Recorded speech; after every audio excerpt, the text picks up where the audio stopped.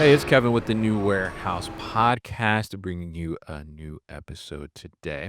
And on today's episode, I am going to have John Santagate on, and he is the Senior Vice President of Global Robotics at Infios. And we are going to talk about, you might have guessed it from his title, but we're going to talk about robotics. So we're going to dive into a little bit about what John's seeing out there in terms of the overall robotics landscape. And we're going to have a discussion too on humanoids, which some people love, some people don't like, from what I can gather out there. And we're going to hear a little bit about his thoughts and his view on what's happening there. So, John has been on previously at one of the Manifest shows, so we're welcoming back here. So, John, welcome to the show today. How are you? Yeah, Kevin, I'm doing great. Thanks for having me back here. I enjoy listening to the podcast, and then I certainly enjoy the conversations when we get to have them.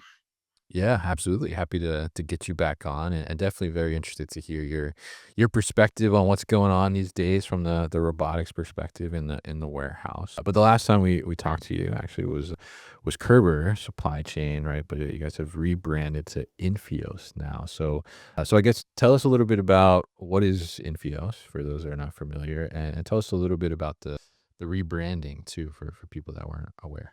Yeah, for sure. So, yeah, Infios is not a new home. It's a new name for where I've been for the past. I just got a notification 6 years or so.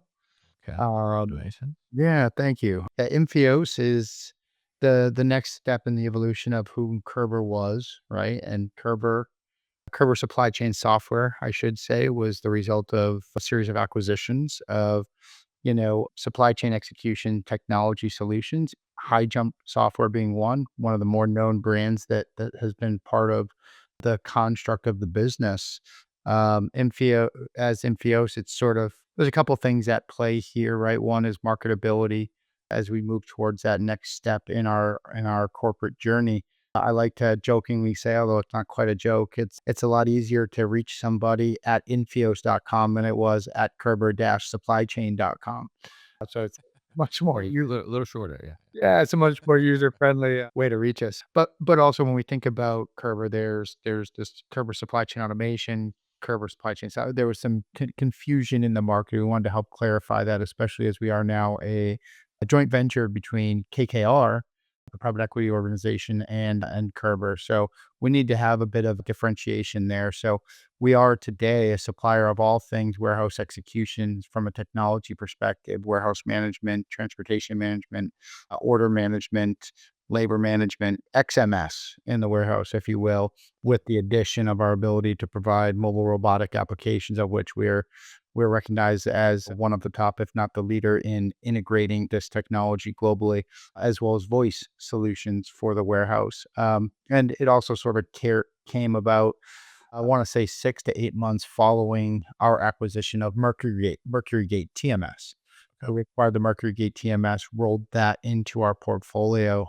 Part of the joint venture and the efforts between KKR and Kerber is, how to identify the holes or the gaps in our portfolio. So about 2 years ago, we acquired the order management functionality out of Invista and freight audit and pay. We rolled that into our platform and our applications. We acquired MercuryGate. We rolled that organization. So we continue to make investments in the technology portfolio, both through acquisition and organic development.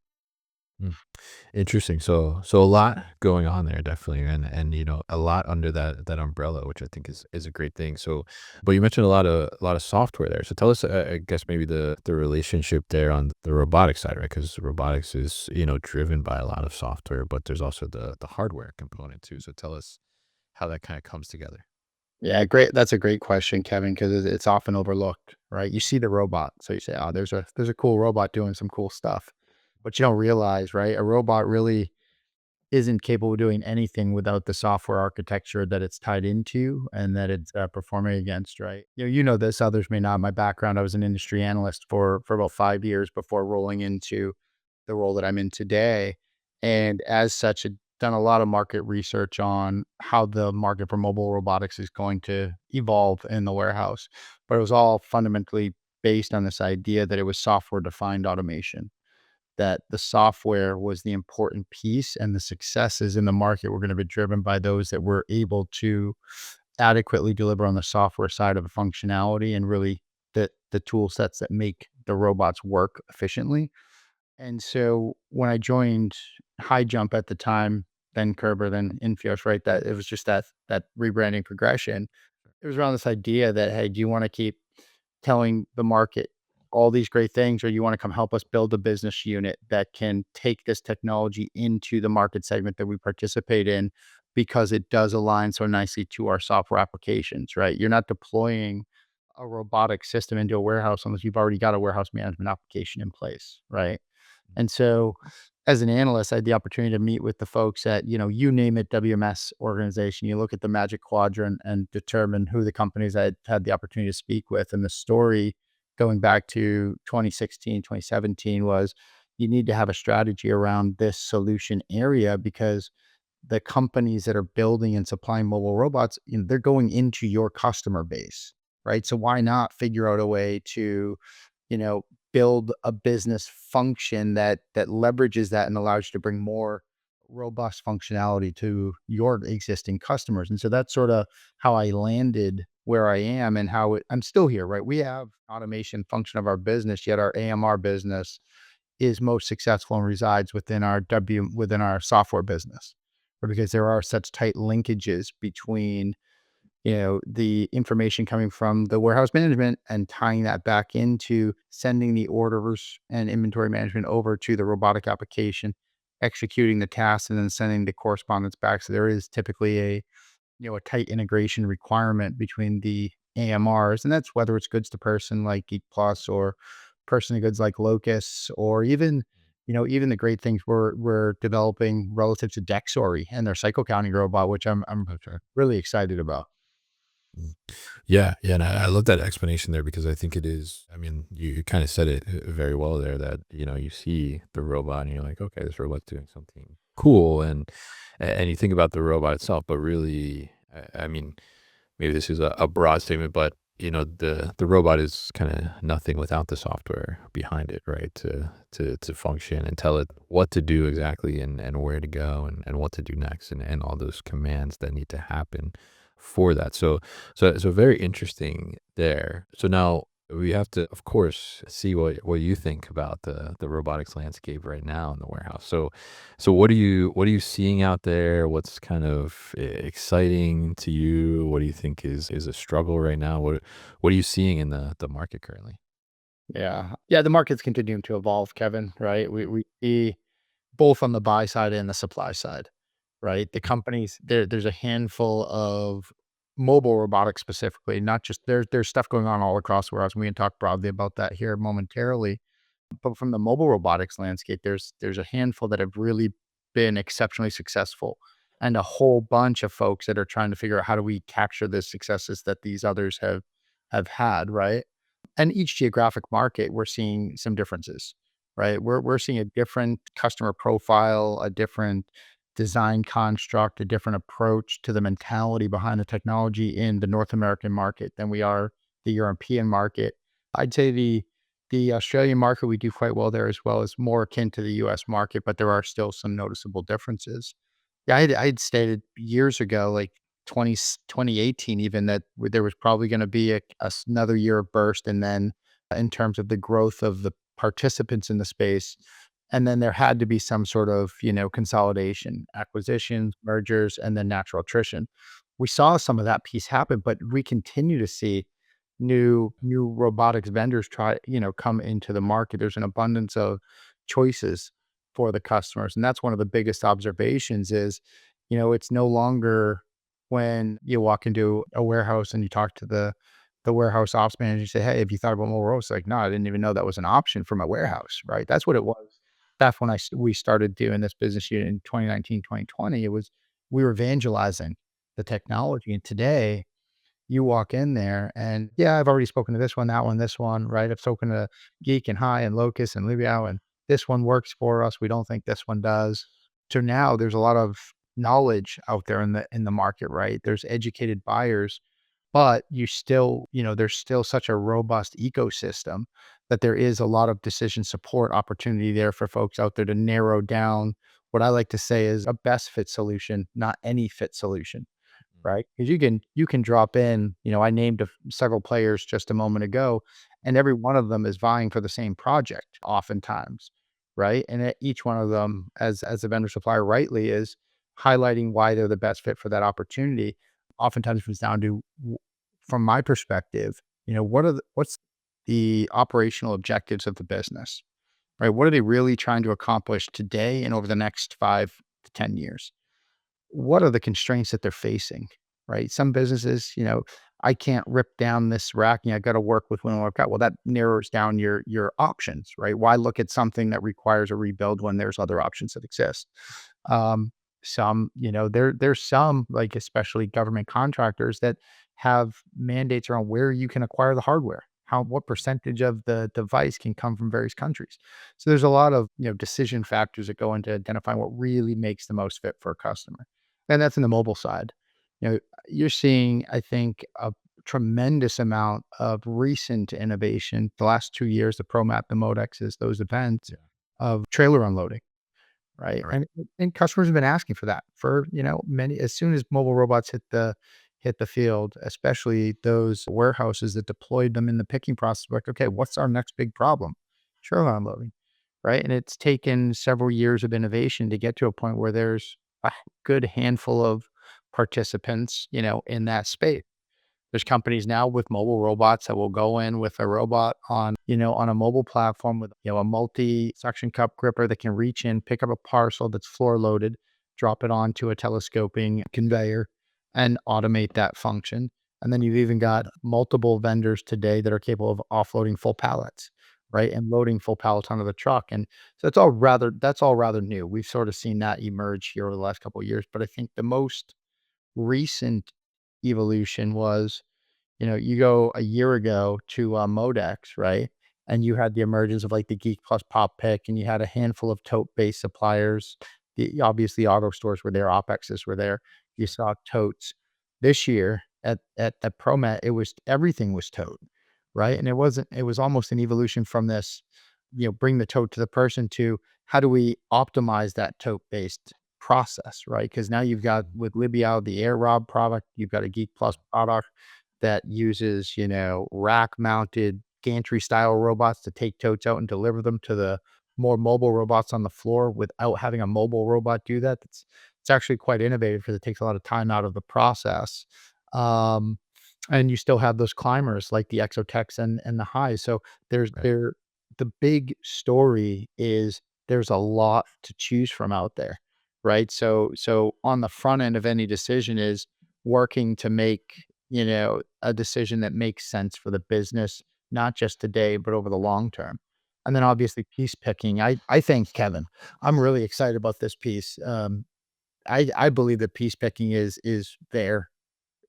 set for a major growth opportunity. And the reason is the explosion in tote based goods to person picking, right? Because with a tote, you're putting a fixed cube into a same location over and over and over again, Right. right? And that's fantastic. You can maximize your picking velocity. Today, the way many of those work is you've got a put wall, a put to light wall, right? So you pick your product from the tote, you walk your 5 steps or whatever it is, put it in the tote, hit the put to light button, and then turn around and walk back to your pick location. Um, what what I believe is the next evolution in that is you're putting the stuff in the same location. Not for every product, obviously, right? The products that it makes sense. You've got a robotic arm picking from the tote, putting to a mobile robot on a like a tabletop robot, like a Libiao style robot, that then sorts to a 3D sorter. And now the big thing that really excites me here is, hypothetically speaking, you've got 10 pickers and 10 open orders per workstation, right? So you've got 10 open orders, 10 pickers, 100 orders. So each picker has the opportunity to pick to 1/10 of the opportunistic volume. If you can use a robotic picker and the sort of sorting that I'm talking about here, each presentation now picks to 100% of the available volume.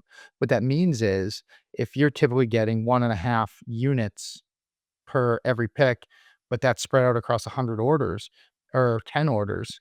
Now that toad's going to the next workstation. Someone else is also getting 1.5. So that's 3 picks in sequence that were picked separately because they were distributed.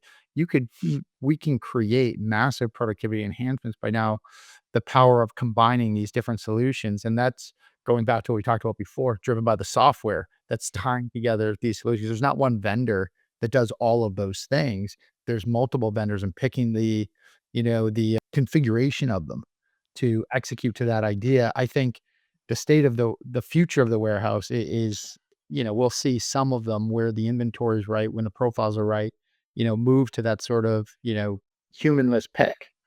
Mm. Yeah.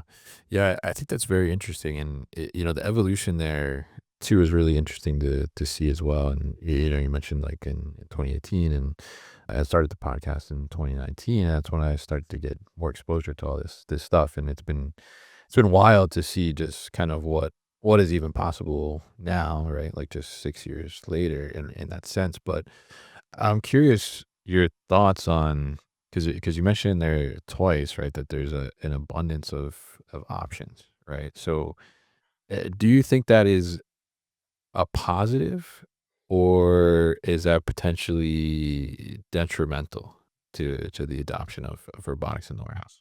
Oh, it's a really great question, Kevin. I'll give you an anecdote here. Sure. Um, I think it's both, right? Because when you talk about the options, you've got to be doing it different, right? You're either better, faster, cheaper, right? If you're coming to market and finding success, you're doing something differently. So that's good for the market, right? Mhm. The different ideas, and there will be good innovations that go from one company and then get picked up by the next. And, that copycat mentality of, hey, someone did it this way. That's a really great approach. I'll tweak it and build upon it. Right. And that's sort of a state of technology today. So I think that's Sure. good. I think the downside is the risk of making the wrong decision, and then you create a business that may have, some skiddedness around the market in general, as opposed to the acceptance that, the wrong decision was made, we missed the right decision. Let's pause, step back, and reevaluate, right? Very, very rarely do you see that. We are working with a customer that's had some similar circumstances. Decision was made, wrong vendor, hadn't worked out, and now we've got an opportunity to come in and, evaluate things a little bit differently. So I think that is a risk. Um, but overall, for the market in general, right, it's giving buyers more options. It's giving buyers, when we talk about finding the best fit versus any fit, there's more opportunity to find that best fit. So and that projects itself opportunities across a multitude of areas, right? Integrators, consultants, advisors, right? Opportunities for someone that's doing a project at XYZ warehousing company to become an expert and say, you know what, I've got this unique set of skills that I can go share with other companies that work in this space based on this newly found approach. So I think there's a lot of generic growth opportunities that will present themselves, broadly speaking. I think the major positive is, again, that there are more choices. It makes it more confusing, more challenging to find that best fit, Sure. or it gives you a higher opportunity to get a best fit. Mm. Interesting. Yeah, yeah, interesting perspective there. And I'm curious your thoughts, because the you mentioned in there where, like, this project you just mentioned, right, where, they made a wrong vendor choice, didn't go so well, and now they have to rework it in a sense, and this has come up in a couple conversations over the last couple months that I've had, where, some of these projects, right, when you look at robotics and automation, are, they're quite expensive, right, or can be, right, and can be not only expensive from, just the money perspective, but also from, like, a time investment in the project to, initializing to getting to that go live point. And what's come up in some of these conversations is that, the person who's proposing the project, or trying to, or is, saying, like, okay, let's do the project, like, could be a make or break in some position. And if the wrong decision is made, that could be their job, right? So, do you see that more options coming into the spectrum? Is that lowering the barrier to entry from a cost perspective, from a time to deployment perspective? Is that making it a little more accessible, so the projects are maybe smaller, or a little easier to bite off than they have been kind of traditionally? It's a great question. I'll tell you, a pilot can be, a small five-figure project. Yep. We did a $20 million pilot with a customer. We just chose a primary Yep. building that if this works, we'll make it bigger. Right. So there's there's differences there. I think the risk of failure, as you mentioned, it's not just the dollars, it's productivity, it's lost productivity, it's brand value, it's trust. Right? So it is really important to, spend a little bit more time on the front end, validate how you're making the decisions and, evaluate your suppliers, right? Do they have, you know, success stories that, look like yours in the same industry? Yes, no. If not, do they have ones that are related? Can they translate well to our industry? Do they have the same technology stack, right? Because there's that component of the different pieces that you tie together. WMS, one WMS and the other WMS and the same robotic vendor might have different outcomes based on who ties them together and how all that works, right? There is no single silver bullet. These are, they are projects, but it does come down like any project to how much work you put in on the front end to plan so that when it comes time to execute, you've got a nice playbook written that's going to guide you through that process and ensure you've got the right teams involved to move the needle when it comes time to, put the robots into action. Mm. Right? Because tying it together both digitally, as we talked about going, going full circle back to the beginning of the conversation, that's on the software side of things. So you've got to have the ability to tie the two different operating systems together to maximize the value and know, what changes can be made, where you should be making changes. And one of the hardest things we find, Kevin, is in these projects, there's the want versus need and sort of determining you want this feature, but is it gonna create value or is it a vanity feature, right? Is it something you want because you think you want it, or is there a tangible outcome attached to deploying that feature? Because whether it's the software side of the application or the execution side, you can do things in abundance of ways. So there is a high degree of thought that needs to go into, the way in which you configure these systems and many are different. You might have 2 buildings that look very similar and might have a different approach because your inventory strategy might be different, just as one basic example. Yeah. Yeah, and I think it's, very interesting there because and, like, thinking of just a pilot proof of concept that's 20,000,000, right? I mean, that's like, some of the mid-market smaller guys would be like, "What? 20,000,000 just to just to try it out," basically. But, I think there's such a broad spectrum there to navigate and figure out and where do these things actually land. It's very interesting to see how some of these companies are approaching that and even now targeting like that smaller customer potentially too with a solution that is fit for them versus looking at the bigger guys and chasing like those big names instead, right? So very interesting to see the landscape and how it's kind of evolving. So now let's talk about humanoids. So this is everybody's favorite discussion, I think, right? So I'll just leave it very simple. I mean, what's your view on humanoids in the warehouse? Super cool. Yeah. I I think they're really cool. Um, yeah, the humanoid space is obviously, as you mentioned, right? There's a lot of hype around it, a lot of investment going into the technology, a lot of different designs going into, how they're shaped. I think one of the in the warehouse is the specific piece of the conversation, and there's workflows where there can be some value added. But I think you said it well at the beginning here. There's a split. There's folks that are really, really bullish on the topic, and there's folks that are, rather bearish on the topic. And there's a smaller group that's in the middle that's kinda like, "Oh, well, if then, right? Can it work, and let's give it a shot." We're seeing movement in both camps. I've seen major investment by GXO was announced recently. They made a partnership with Agility to put a number of those devices into operations. I believe there was an announcement around Amazon in a similar, pilot sort of approach.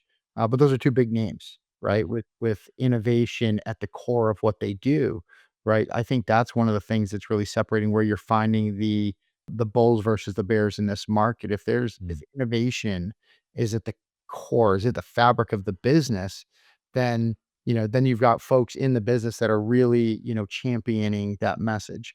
If execution and productivity and value are more important than innovation, you might be more on the bearish side of a camp. And I say that largely because that's what the economics are showing us of these solutions, right? They're doing very, very cool things. And they're also very new, right? We're also at the early stage of the life cycle of the technology. So, we'll see in short order the pendulum swing from one of those camps to the other based on the successes or lack thereof that start to happen in the market with the early movers, right? One of the things that stands out to me, and I've asked this a few times. I think had the opportunity to be on a discussion at ProMat, right? And the question is, and I'll pose it to you: if you've got to go somewhere quickly and most efficiently, right? How are you going to get there? Are you going to walk, Mm. or are you going to put on roller skates or a bicycle, or get behind in a car, Yep. right? Assuming you're not taking the stairs. Let's knock that one out right there. If you're going somewhere, you have to get there most quickly and most efficiently. You're gonna have some mechanism that rolls because it's Yep. faster, more efficient, more energy efficient. We're seeing a lot of the development and innovation. I think it's super interesting, and I do have a perspective on why it's a very important place for the investment to be going. But the investment into bipeds is where I just have to ask myself that question, Mm. right? Can a robot move into position faster and more efficiently than a human? Because if it takes the robot 2, 3, 1.5, doesn't matter, any multiplier of what it would take a human operator to do the time, Yeah. then you cost justify the change, right? There's workflows where it 100% I think makes sense. Even again, unloading trailers, that's an expensive piece of equipment to be used for that purpose, but does it work and give you the flexibility? Perhaps. I'm more excited about the technologies and innovations that have come out of that industry and then been fed into other areas, Mm. right? Like you go back to when did Atlas first do a backflip? 2017, Yeah. right? So you've got a manually controlled biped that does a backflip.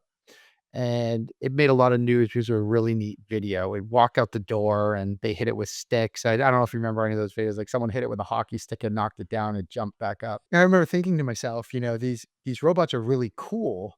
Mm. Uh, but what is the practical application of a backflipping robot, right? How are we going to use that? Are we going to, they're not going to be doing gymnastics on the floor at the Olympics. Yeah. Why just do that? But the ability to make the robot do that, the gyroscopic motions, the balance, the sensors, everything that went into making that happen, right? Those tools then found their way into other technology areas, into the development of something else. And so I really am very bullish on the continued innovation here, both from a software and a hardware perspective, because that means we're getting better at solving the most complex problems that exist, right? You look at the combination of mobility and dexterity and go back to the very early days of mobile robot, and not the earliest of days, but like 2018, 2019, right? Earlier days.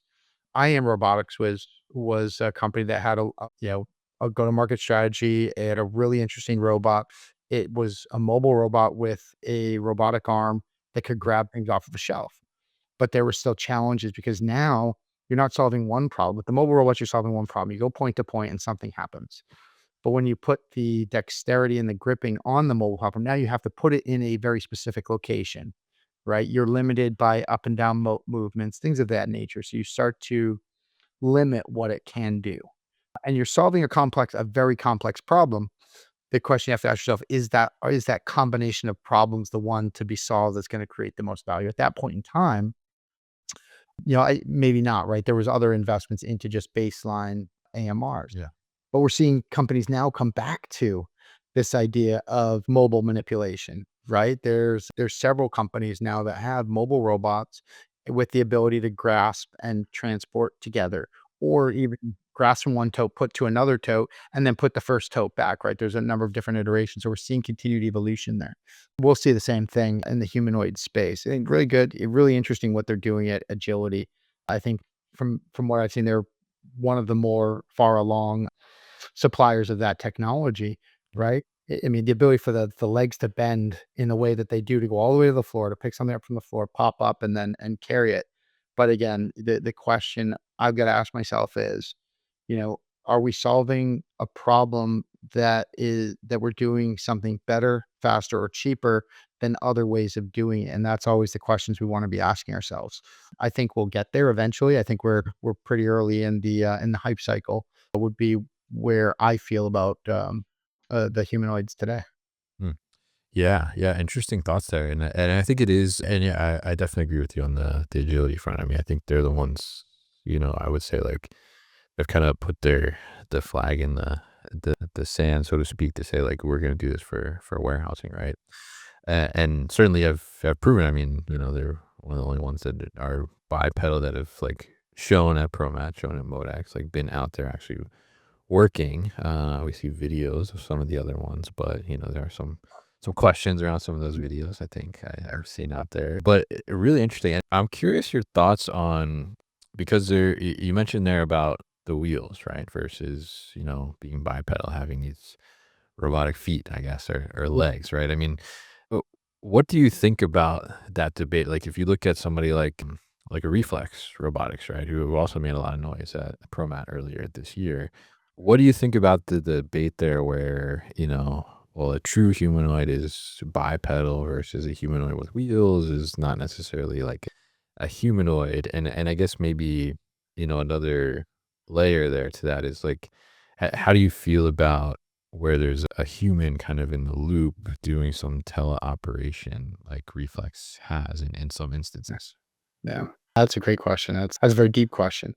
Um, I'll answer it very shallowly. I think humanoid. The idea is more about does it look and feel, have two arms, have a facial contour, things of that nature. Because we've got to consider Pepper and Jibo, right? Recently discontinued, but they were considered humanoids. They were very earliest of home-based humanoids, right? So no, I think it would be interesting to me, and who knows, maybe it's there, and I apologize if I'm letting cats out of the bags, but if, because I have no knowledge of this, by the way, Kevin, but it'd be interesting to see, agility on roller skates, right? Wheels, biped, but the wheels will get you there efficiently, perhaps, right? Yeah. That then sort of takes that argument and says, "Well, here's what we did to adjust that question." Um I don't think it's much of a debate. I think, a true humanoid, you can if you're making one with legs and a biped is a true humanoid. If you're not making one with that's biped, that's on a pedestal, but still has the arms and the waist mobility and so forth, then no, it doesn't have to have legs, right? I think that's more of a perspective question. I'm sure there will be a standards document written at some point to properly define what a humanoid is. Okay. All right, might be already beyond that. But I don't necessarily have a lot of concern one way or the other there. For the warehouse, to me, it's all about the outcome. What can you accomplish with the tool that allows your warehouse to move more boxes faster and less expensively, right? And if you find a biped can do that, then let's double down on how do we make that efficient for our warehouse operations. And human in the loop. Look, I think that's a great approach to solving the more complex problems, and we see it not just with the bipeds or the humanoids, but even the robotic arm benders, right? And I mean, wasn't it Ghost Robotics had the fork vehicle that was autonomous, but had a human in the loop to operate it if it got stuck, right? Yeah. I think that's a great way to train physical technology in the real world with the back end support so that you don't disrupt operations and you can still deploy innovative solutions, Mm. right? The human in the loop gives you the confidence that, hey, if it gets stuck, if for whatever reason its vision systems can't see the thing that's in the corner of the tote, but we can see it with the camera and know it's there, we can get someone to manually manipulate that tool to get in there and see it. And then in doing so, what we're finding with these vendors is there's AI attached to that then sees the motion, sees how it was found, and learns that, oh, if I'm being presented this box and I don't see something, I need to check that corner. And this is how I get into that corner to get that unit, right? Mm. And I mean, that goes back. There's been several folks that have been doing that sort of human in the loop training for many years. I mentioned a couple of them here a moment ago. I'm all for that. There are folks that will question, say, well, why should I need a human in the loop if it's automation? And I'd argue, why wouldn't you want that security blanket Yeah. if that option exists? Right? Because it just means that you have less. errors, less failures. Yeah. You've got the ability to automate everything, automate to 90% and then have a human step in. And you, as the operation, don't know that human stepped in. Well, you do. You'll get a digital record, Yeah. but it'll happen and you won't have to take somebody out of your operation to go physically make a change to what's happening with the automation solution. You've got someone virtually guaranteeing the output, right? And as the warehouse operator, it's the output that you really wanna be concerned with, right?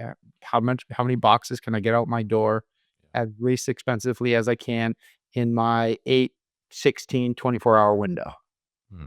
Yeah, yeah, and I love the thinking there because I mean, that is very true, right? I mean, if, there is an exception, right, is it now as the operator, like, I gotta stop what I'm doing, I gotta run out to aisle 33 because, the robot doesn't know what to do next, Yeah. right? And I gotta correct something there, right? And not having to worry about that, I think is certainly the big win there in being able to do that. So I love that perspective, for sure. So very interesting to talk to you here, John, and get some of your perspectives and hear what you're seeing out there in the robotic space for warehousing and kind of maybe some of what's coming up as well. It will Digit wear roller skates? I don't know. We'll find out. We'll find out on the next episode. But I do really appreciate the insights and really kind of digging into some of what's going on out there and even the perspectives around the abundance of solutions too. I think is really interesting because that's certainly something comes up in a ton of conversations because it is quite overwhelming in some regards to what's out there these days. So really appreciate you coming on the show again and looking forward to the next time we can get you on. But if people want to learn more about Infios or get in touch, in the meantime, what's the best way to do that? You can find us quite easily at infios.com. You can check out our solution suite or you can find us on LinkedIn as well. Right? We're in a digital world. We're only a click away. All right, awesome. We'll definitely put that at thenewwarehouse.com as well as in the show notes so people can easily find that. So, John, thank you once again for your time on the show today. Kevin, always a pleasure. Thanks for having me. Hey guys, thank you so much for tuning into today's video here on our YouTube channel, The New Warehouse Podcast, and I appreciate you tuning in. If you liked what you saw, make sure you subscribe to our channel, and if you like this video in particular, make sure you like it as well. And if you want to get this great t-shirt that you see in the video behind me, Warehouses Are Sexy, head to warehousesAreSexy.com and get your own.